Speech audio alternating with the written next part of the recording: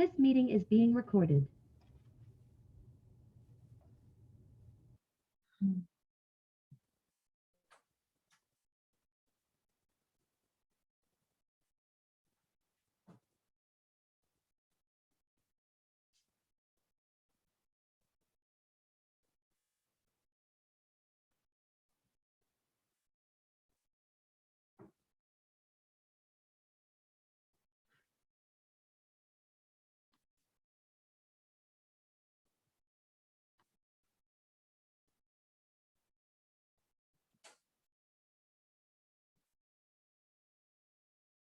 Good evening, everybody. We'll give everyone just a moment to join our virtual Zoom tonight. Thank you so much for coming. We're happy to have all of you with us.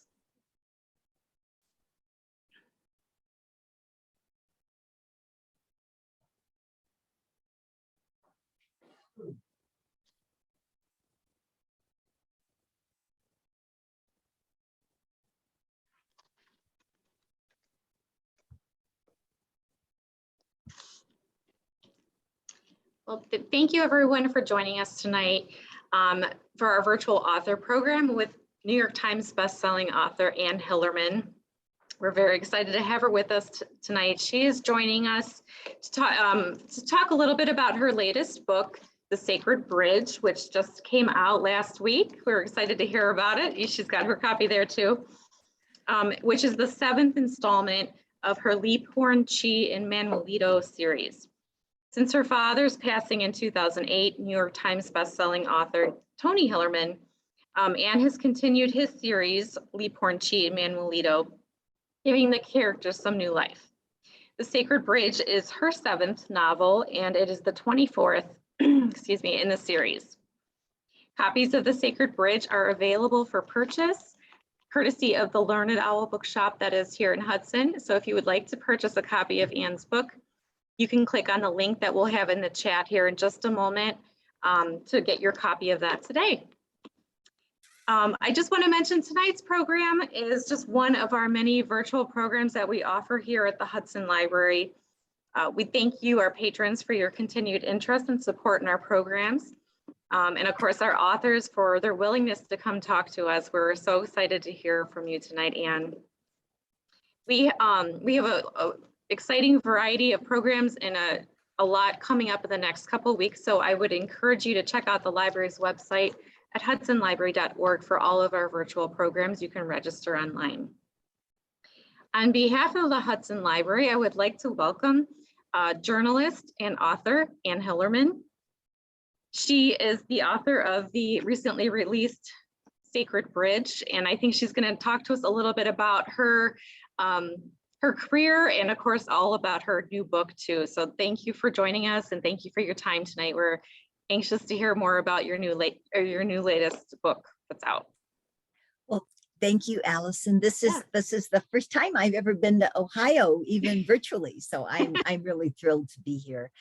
And I'm also delighted that The Sacred Bridge has finally come. This was my pandemic book. And so it has a special place in my heart. And every author likes to think that each book you write is a little better than the one before.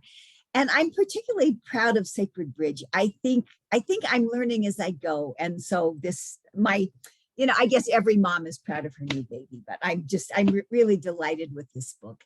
And one thing I wanted to talk about tonight, I really had not planned to become a mystery writer. I started in journalism, I think partly because my dad had been a journalist before he became a college professor and then a mystery writer. And so when I was in in junior high and high school, I remember how passionate he was about his work with newspapers and about writing news stories and writing feature stories and writing about politics and writing about the prison system, all of those things that go with journalism. So I chose that as a career, and from there when you write for newspapers, people see your name and then they say, oh, what about helping me with this project or helping with a travel guide or something like that. So I switched to part-time journalism and wrote several nonfiction books. And meanwhile, my dad had left journalism. He had become a college professor. He taught journalism and was head of the journalism department at the University of New Mexico. And then he had retired and was focusing full-time on his books.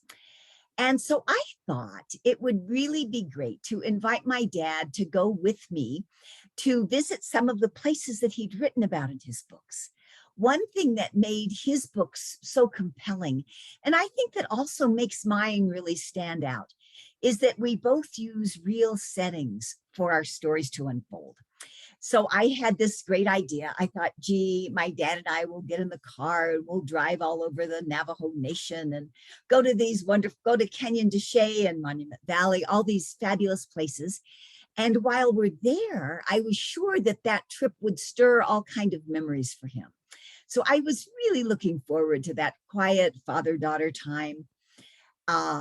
And before that, I reread all of his novels. So I would know what places we should go to and kind of have an idea in mind of what questions to ask him.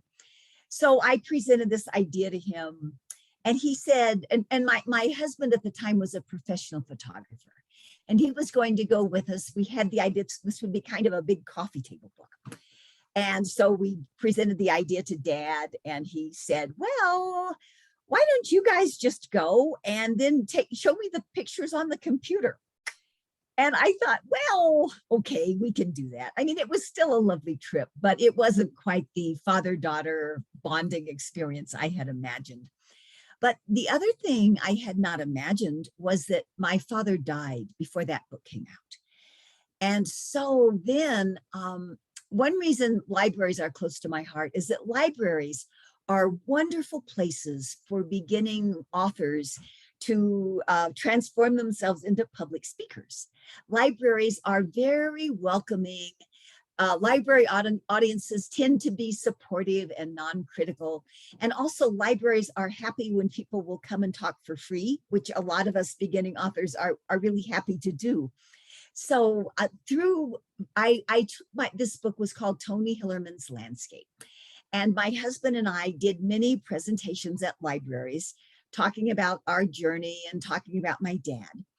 And then, like often happens in presentations, we would ask if there were any questions. And inevitably, someone would say, so did your dad have another Jim Chee, Joe Leaphorn story in the works? You know, was there something maybe at the publisher that an editor could dust off, or an outline of a book that some other writer could develop? You know, all these good questions. And I had to say, no. My dad died of ALS, and his energy, as he declined, his energy also declined. So by the time he died, he had basically used it up. So anyway, I didn't go into a lot of details, but I would just say, oh no, sorry, there were no more Tony Hillerman mysteries. And then the person would say, oh no, I love those characters. They were my favorites. And sometimes they would go on and I could just see that they sincerely were disappointed. And after I heard that story, I don't know, several dozen times, it dawned on me that while I was deeply missing my dad, just like those fans, I was missing those stories. So I thought, well, I'm a writer and I had just read the whole lexicon of Dad's books. I thought maybe I could switch from nonfiction to writing fiction. So, and I knew when I had this idea, I knew that I could never be Tony Hillerman. So I knew I would need some kind of a different hook to be true to the series, but to give it my own voice. And luckily for me, my father had created a minor character who I really loved, Bernadette Manuelito. And Bernie is a young Navajo police officer. In Dad's version of her, she falls in love with her commanding officer, Jim Chee. On one of their very first encounters, she gets her car stuck in the mud. Jim has to come and rescue her. She's all embarrassed. Jim breaks his foot. She brings him coffee. So she's not exactly a strong policewoman. She's more like, arm candy. So I'm thinking, I think this character, I think there's more to this character than my dad has let the readers in on. And I would love to really develop her into a strong, into a woman who's really more characteristic of what Navajo women are, which is decisive, smart, strong, willing to take chances. So I took Bernie and kind of gave her a bigger backbone. And then I thought, gosh, I don't want to write this. My mom had been my dad's first editor and really the godmother of all these characters. So I mentioned it to her. I said, what would you think if I wrote a book using dad's characters? And she said, oh, I think that would be a really interesting idea. Why don't you try it?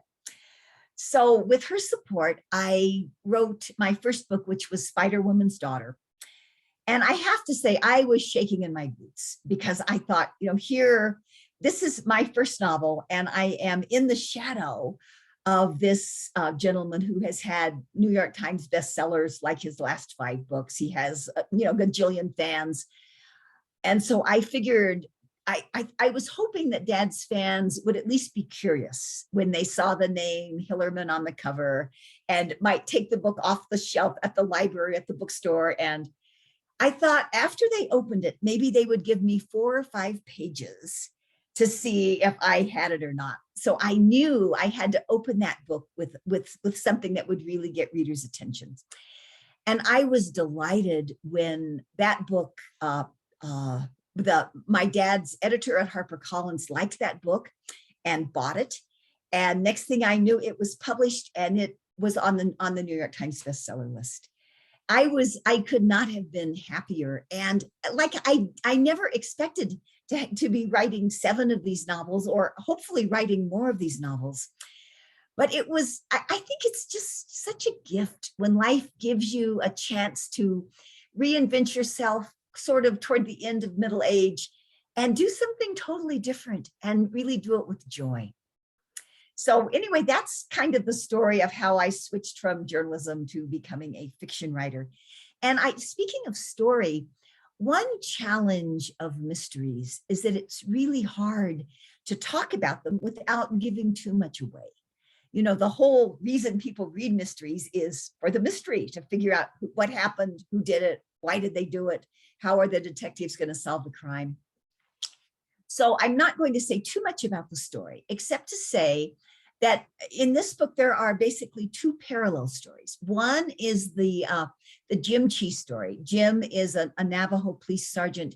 He was one of the characters that my dad invented early in his career. And now he is married to Bernadette Manuelito.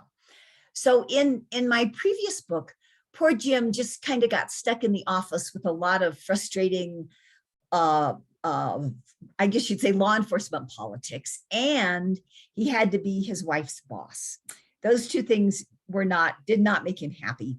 So I thought, in this book, I need to get him out of the office, let him solve a crime, and also let him kind of get his spiritual life back in balance. So Jim and Bernie and Bernie's little sister, Darlene, go to the Lake Powell area. And they do a tour of Antelope Canyon, which is run by the Navajo Nation, Navajo people and it's part of the Navajo Nation. And then after that, Jim goes on a long hike to a very sacred site called Rainbow Bridge. And after that, he's feeling very much in balance and whole again. And he thinks, gee, here I am at beautiful Lake Powell. I should walk a little farther and take a good look at the lake.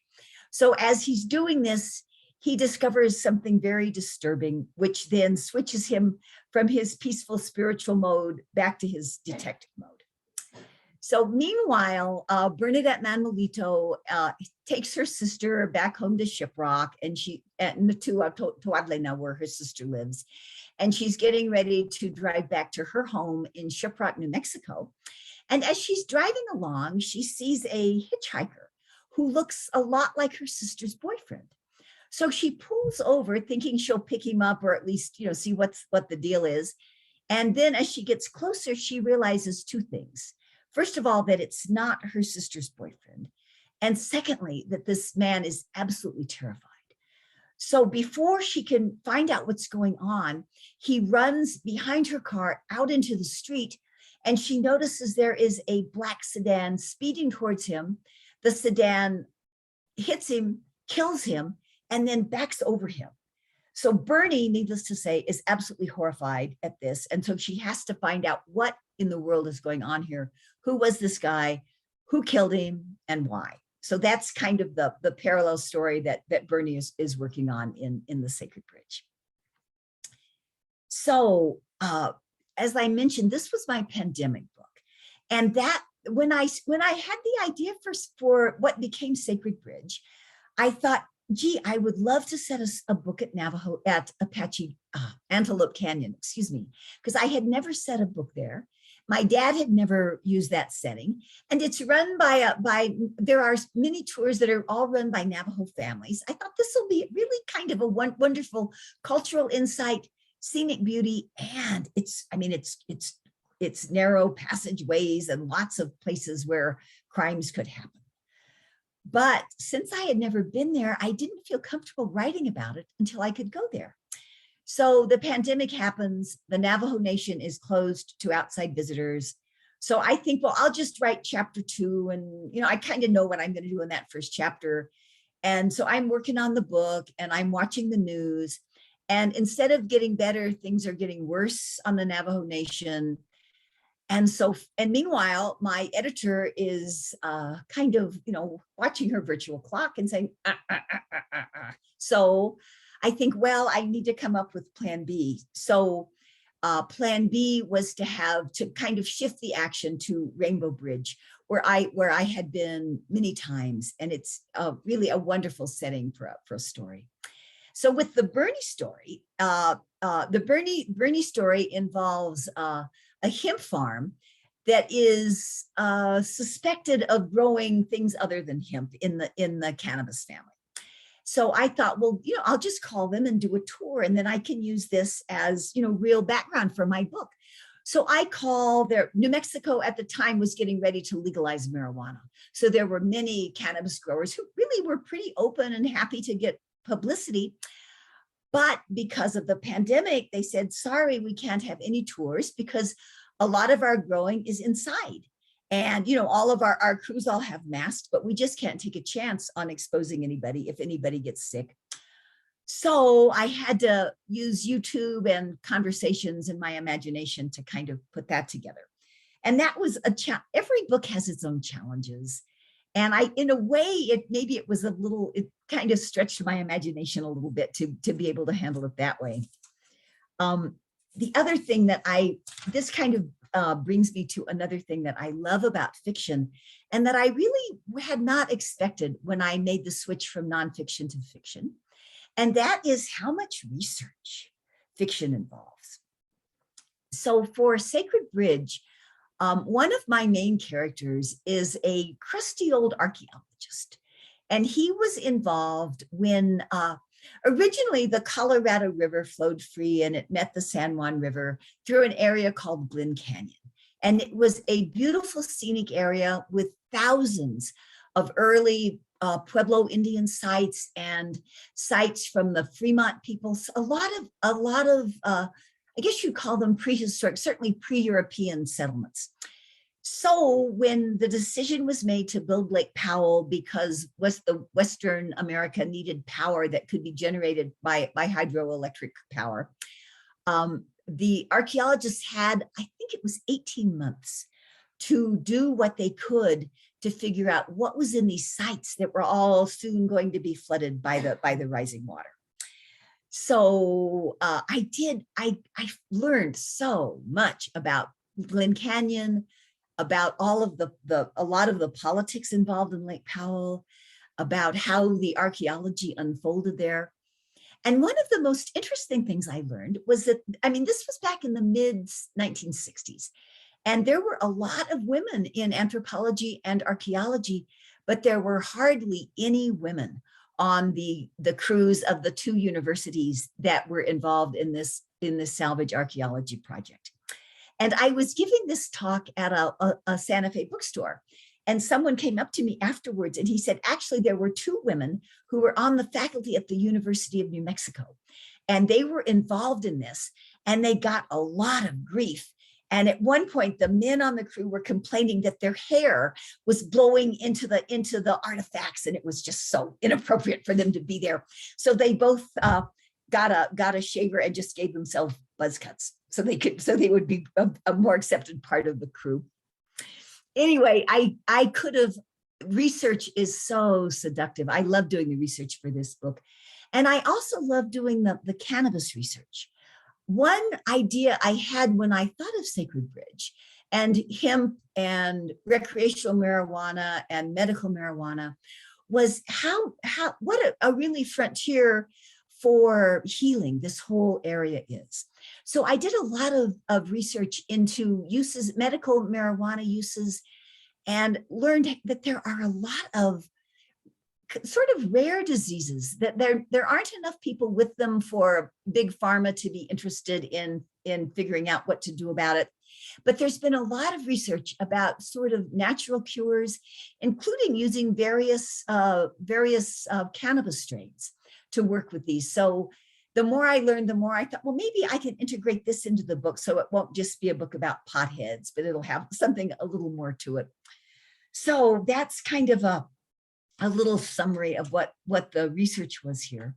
I'm going to let you guys ask me some questions, but one other thing that I wanted to mention, a lot of writers, when they start writing their books, they start with the title. And then I think some of them probably come up with a good outline, and then they just kind of fill it in. Or some of them, like me, kind of maybe start with characters or setting or a theme and kind of go down a few cul-de-sacs and eventually get the story finished. But titles are always really hard for me. So when I finished this book, I thought, well, I really want Bridge to be in the title because Bridge was so important in so many ways. But I didn't want to call it Rainbow Bridge because anybody with a pet who has died knows that there's the whole, here we are and our little dogs and cats come over the Rainbow Bridge. And I thought, no, this is a book about serious stuff. And as much as I love pets, I didn't want that title.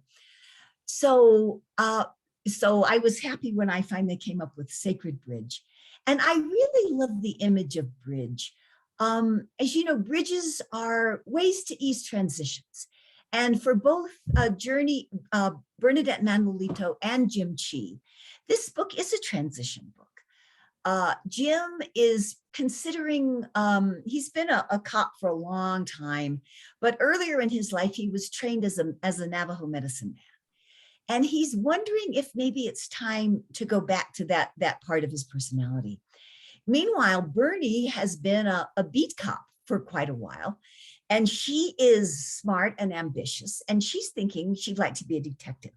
But the counterbalance of that are her duties to her mother and her sister, and so they're both trying to figure out this transition. And the other thing about bridges, of course, are connections. And in this book, there are some subplots that I really like that have to do with family connections and intellectual connections. So I thought, and the other thing I love about a bridge is that often if you're on a bridge, you're going over something dangerous. Maybe it's a rushing river or a roaring freeway, or say you're at the Grand Canyon and you're going over a real narrow little chasm on a swinging bridge. We've all seen those pictures. So anyway, when I came up with Sacred Bridge as a title, it made me happy. So Allison, would I have time to read a little bit before we have questions? Absolutely. I'd love to hear it. All right. So this is, as I mentioned, it's hard to talk about mysteries without giving too much away, but this is only page 14. So I think we're safe reading this. And this is Jim Chee. This is after Jim has been at Rainbow Bridge and sort of recharged his spiritual batteries. And now he's decided that he needs to walk down and look at the lake, but he's pretty hot and tired. Okay. He scanned the terrain again, hoping for an easier path to soak his toes for a few minutes. As far as he could tell, only lizards and birds could get to the water here without a struggle. As Doug had said of Rainbow Bridge, the best access to the lake here was by boat. Thinking of boats reminded him of his own marine pickup. He gave the hunt for a better trail a final try. This time, he observed something yellow bobbing in the water. It looked like cloth trapped against a cream-colored rock and a large boulder, probably an item that washed overboard from one of the houseboats. It spoiled the pristine view. It bothered him. Chee watched the fabric sway with the lake's motion, wondering why it had wedged there instead of washing onto the beach or sinking into the depths of the lake itself. A puzzle. He squinted toward the water and noticed something dark and alive with a dancing motion near the patch of yellow. It reminded him of the anemones he and Bernie had seen on their honeymoon in Hawaii. As he watched the dance, he realized he wasn't observing a marine creature. He felt his stomach tighten with anticipation. He used the binoculars to look more closely. What he'd taken for tentacles was long, dark hair moving with the tide and attached to a human head. A dead person floated face down, the body rocked by the rhythm of the lake. So thank you all for listening to me, and I would be delighted to answer any questions if anyone has some. Yeah, I love to hear authors read their own words.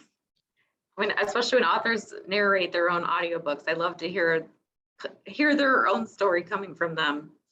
Oh, I'm so glad you mentioned audiobooks. The audiobook of Sacred Bridge is narrated by the daughter of the actor Wes Studi. And Wes Studi played Joe Leaphorn in the movies that PBS made of my dad's books, 20 years ago. And the Navajo language consultant for the books is Peter McDonald, who was a former president of the Navajo Nation and a code talker. So I really feel honored to have such an esteemed cast doing the audiobook for this. Yeah, I listened to the audiobook and I thought it was interesting in the beginning that they had mentioned that that they had asked like a native Navajo speaker to verify like that the pronunciations were done correctly and stuff. So that was pretty cool.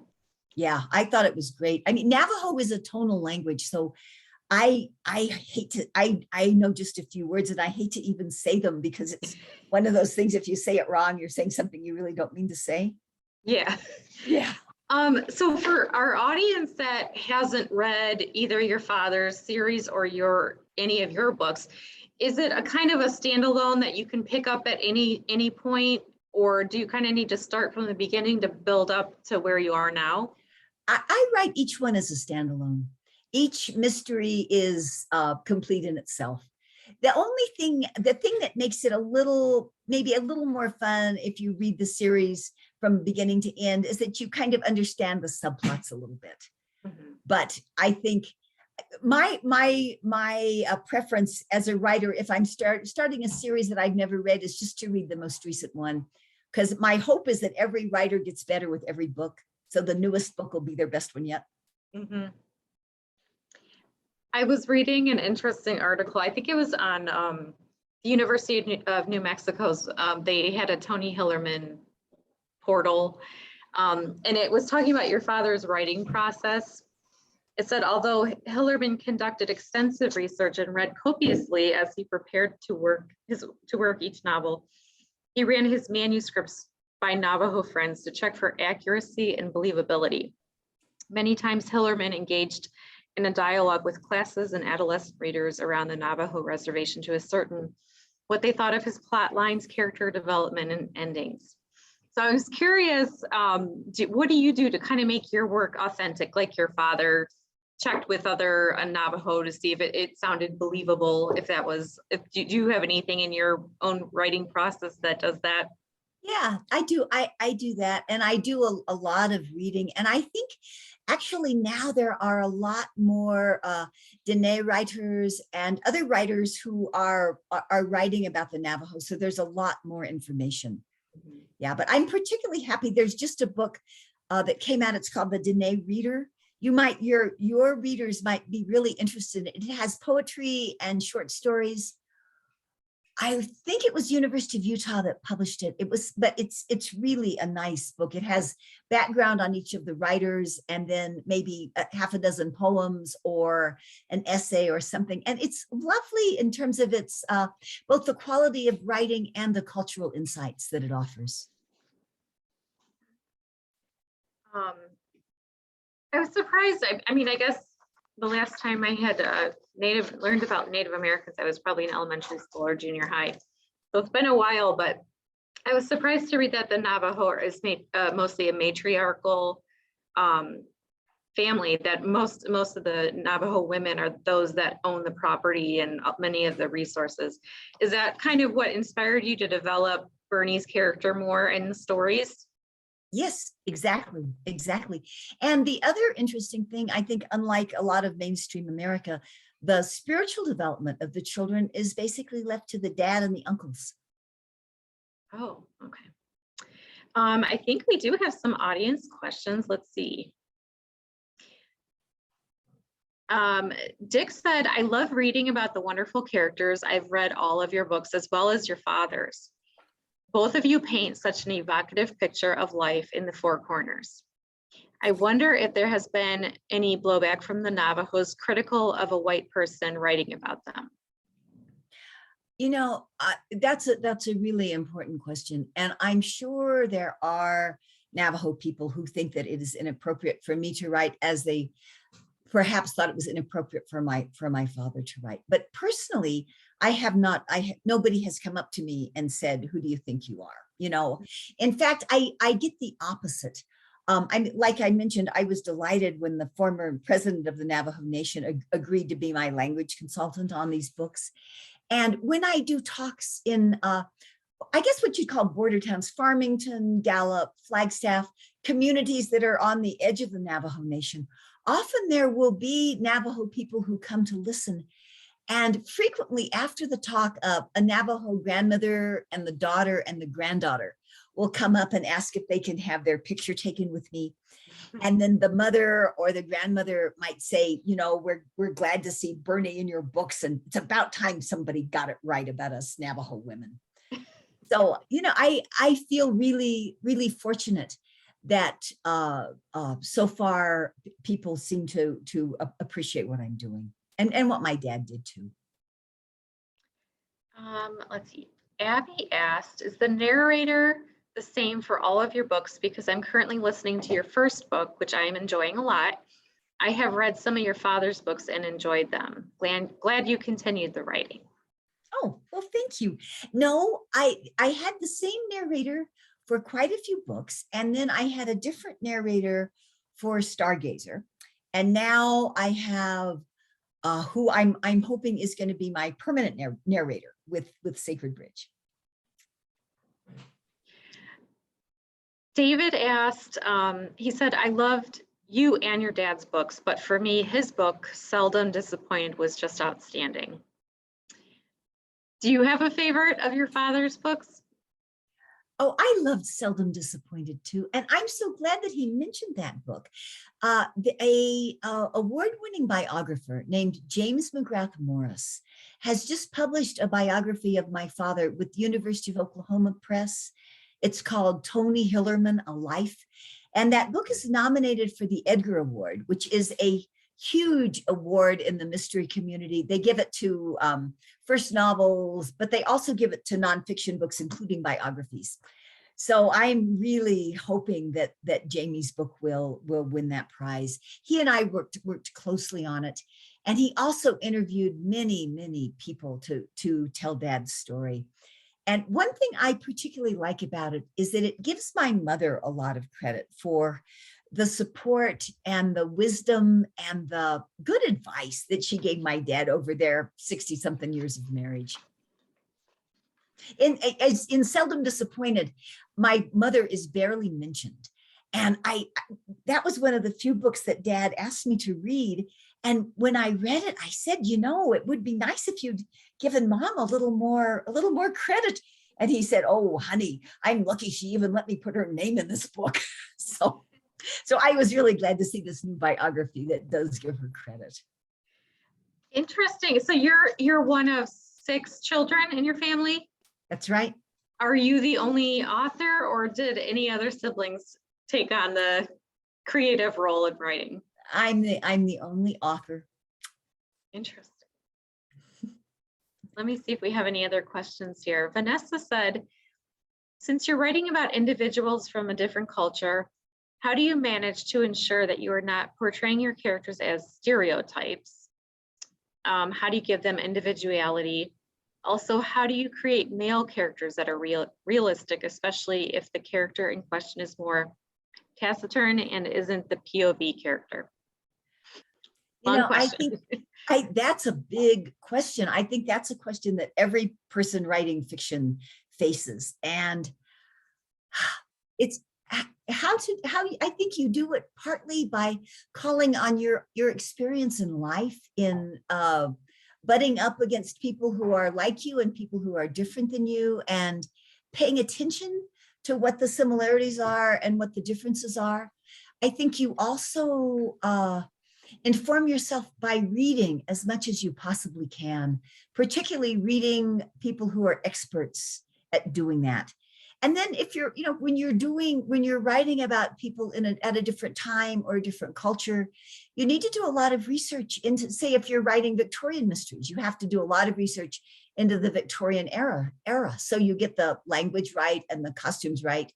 And I mean, the same with with contemporary people, you need to, spend time observing and listening and reading what, contemporary people of that culture write.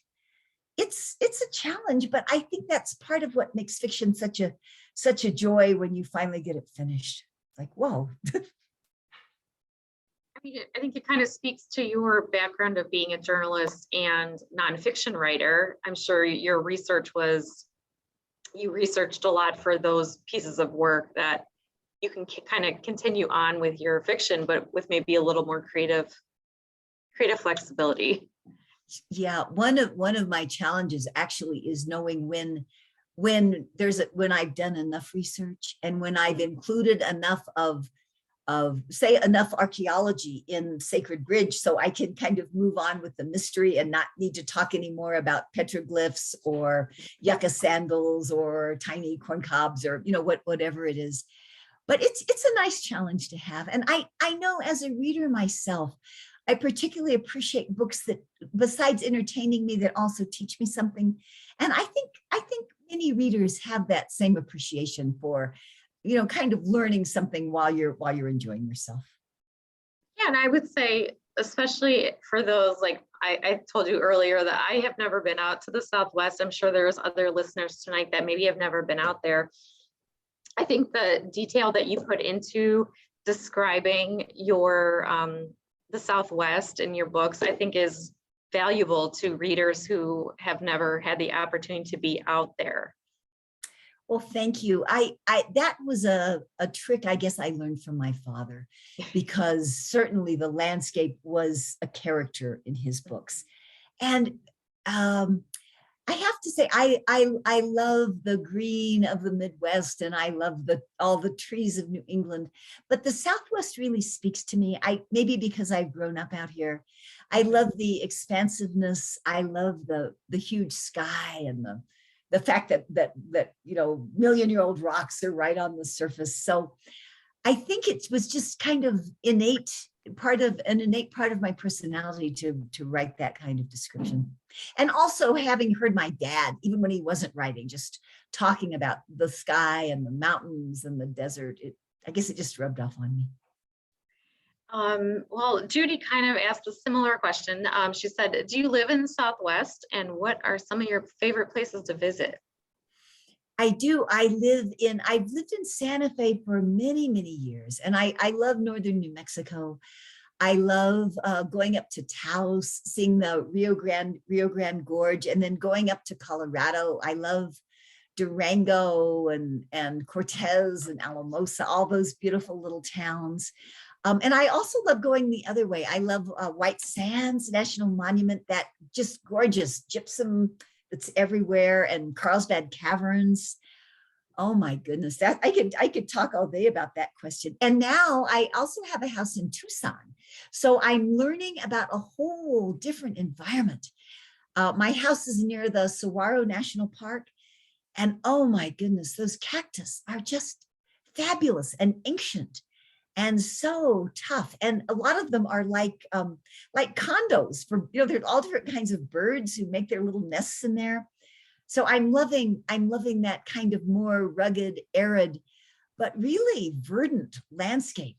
I never expected, I just have been amazed at how much life there is in the Sonoran Desert.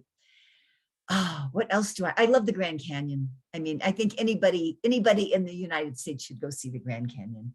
I was lucky. I did a book called Song of the Lion where I was able to set it at the Grand Canyon. So I got to do research by actually going to the Grand Canyon, which was lovely. I could talk more, but that's probably enough. I'm sure. Yeah, I'm sure. And you had written some travel guides during your nonfiction time. What areas did you cover in your travel guides?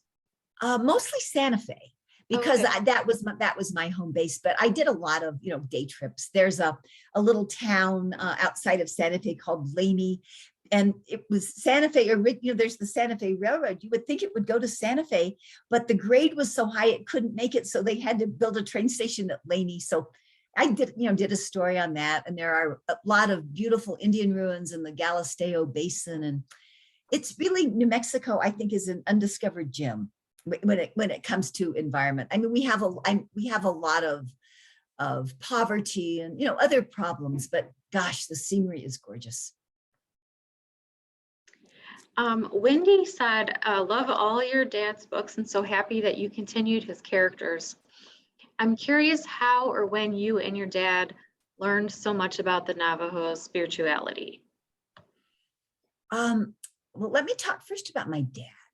My dad had a really wonderful and serendipitous introduction to Navajo spirituality. He had just returned from World War II, and he had a job driving a truck of drilling equipment out to a little town called Crown Point, which is on the Navajo Nation. And so when he got there, or when he was almost there, he noticed some men and women on horseback, all dressed up in ceremonial regalia.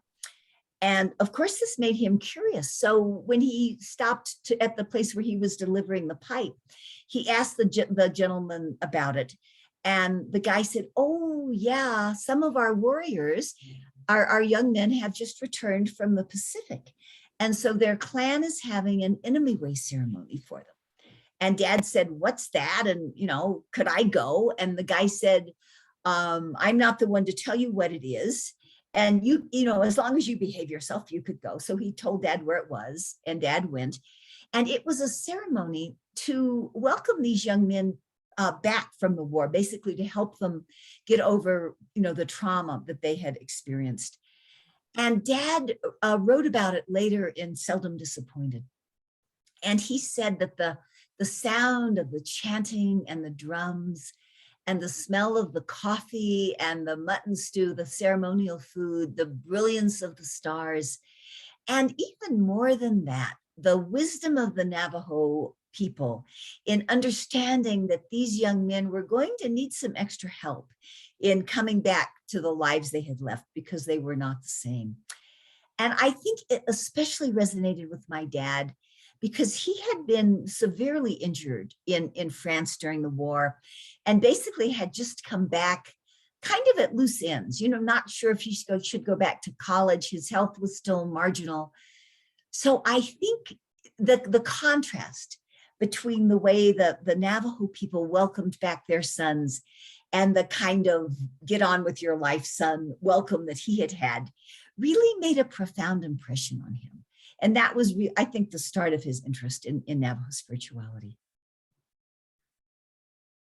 So I know that you're very inspired by your surroundings out in the Southwest. curious what your writing space looks like. Do you have a big window that looks out on the desert, or? I do. In my house in Tucson, it looks out onto a patio, and there's a grapefruit tree. I have to say, I love it. I get to hear now it's just blooming now, so that wonderful fragrance comes in if the doors are open. And then there's a wall, and then there are the Rincon Mountains. So it's a wonderful, wonderful place to work. And my office here in Santa Fe also has a window that looks out onto I guess you'd say, a gentler landscape. It's near the Ortiz Mountains, and there's juniper trees and some piñons and some yucca and a lot of expansive spaces, which I think really helped me come up with good ideas. At least I tell myself that.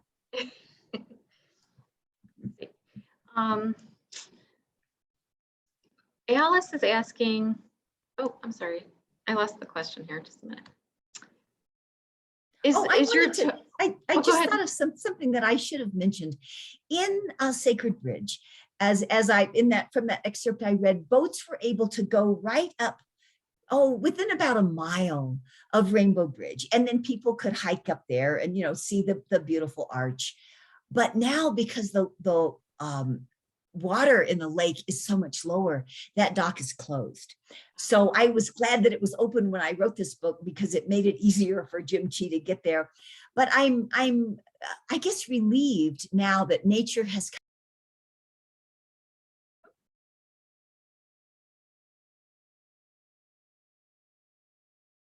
I think she was mentioning, there you are. Sorry. You had some windstorms out in the southwest there, so hopefully we've been doing pretty well. Yeah. Anyway, that site before Lake Powell was built, it was really difficult for people to visit that site. It was a long hike overland, so basically the only visitors were the native people who held it sacred, and a few hardy, desert rats who, go hike over for 5 days with their pack animal.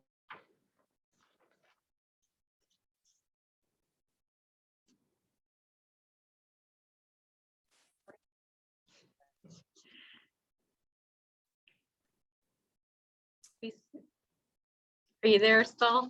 Yeah, I'm back. Okay, I'm back. So anyway, then after the lake, I think in 2015, something like 100,000 people visited Rainbow Arch. And some of them were, respectful tourists, but some of them were people who didn't understand what they were seeing, and they were littering and drinking and carousing.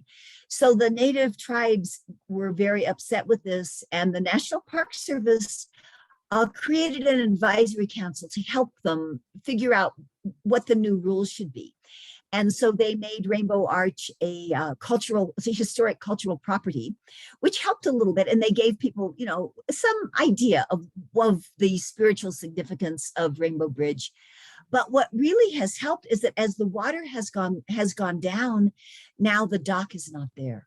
So it's harder for people to visit, which means it takes more, you have to go with more intention, which I think is probably good both for the visitors and for the native people who want to go and see it.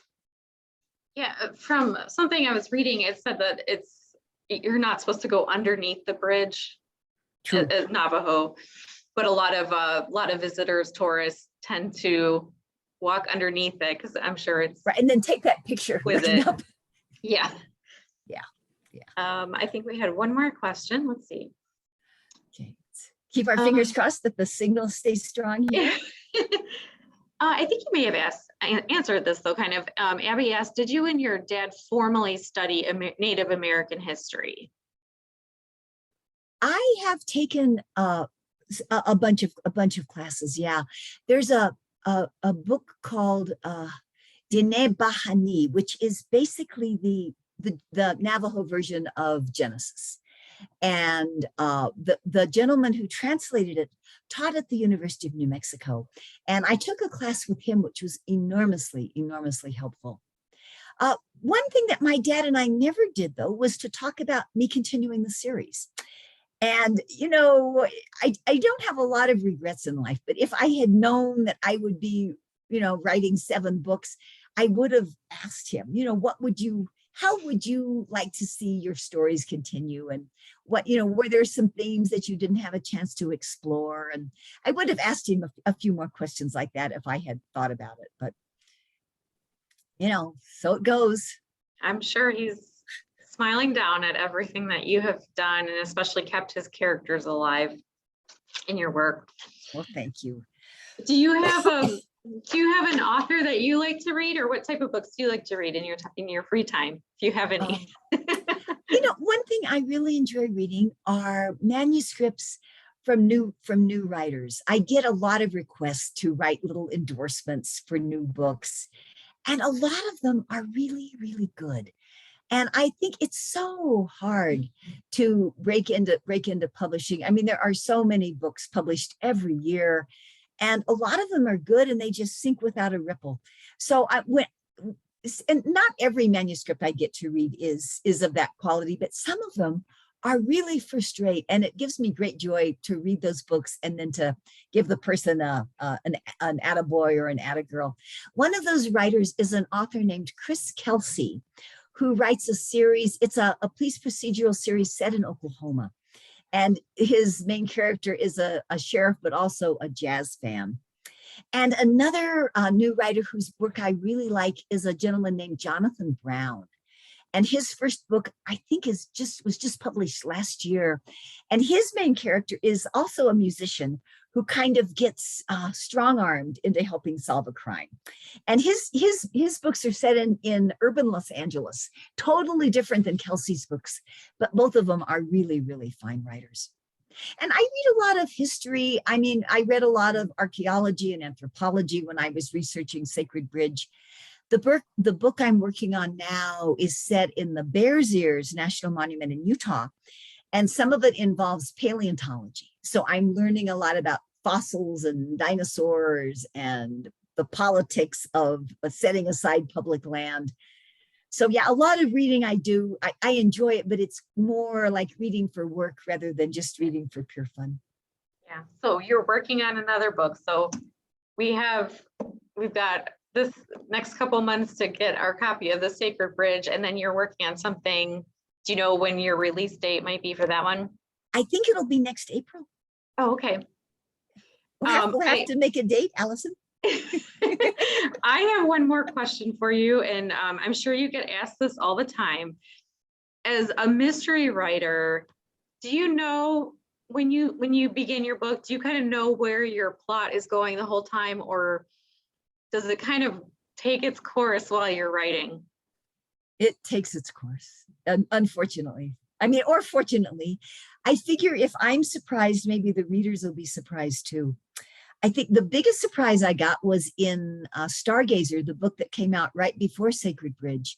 And I was like 75% done with it. And I realized the person who I thought was the villain was just too darn nice. So I had to come up with a new villain. But actually, I think it worked out better because I figured if this villain fooled me for all this time, maybe the villain would fool the readers too. So yeah. That's one good thing about having done this more than once. And one of the challenges of writing a first book, I think everybody, when you're writing your first book, you maybe don't have enough confidence in yourself to just keep going and going and going. And I would say to everybody who wants to write a novel, the most important thing is just to keep up your momentum. Even if you think what you're writing isn't worth anything, you just have to, at least the way it's worked for me is I just have to keep putting the words down on the page. And eventually they move from being really awful to just moderately awful to kind of interesting. And then maybe, when you're finally done, you actually have a book. We have one more question and then we'll wrap up for tonight. David asked, do you read any Willa Cather works, such as Death Comes for the Archbishop, written in New Mexico? Oh, yeah. Yeah. That book is controversial now, but I loved that book. I loved her descriptions of Archbishop Lamy's garden. And the kind of spirit of historic Santa Fe. that she created in that book. Willa Cather came to Santa Fe to do a lot of the research. I mean, that book is a classic old vintage book. But yeah, I read that book and I love that book. Well, thank you so much, all of our audience questions. And Anne Hillerman, thank you so much for your time tonight. I did want to mention, my colleague let me know, because she updates our bestsellers list every day or every week. Sacred Bridge is number 14 on the USA Today bestsellers list. So congratulations for that. Thank you. Thank you. It's going to be number 6 on the New York Times list. Wow, awesome. Yeah, that's amazing. Yeah. And it's only been out a week, a little over a week. So that's wonderful. That's right. Thank you. Yeah. Thank you so much for our audience. We appreciate you guys all listening and joining us this evening on a nice evening here in Northeastern Ohio. And Anne Hillerman, thank you so much for your time. And we are excited to see what you have coming up next. Thank you. I really enjoyed it. Have a good evening. Yeah, you too. Thank you. Good night. Good night.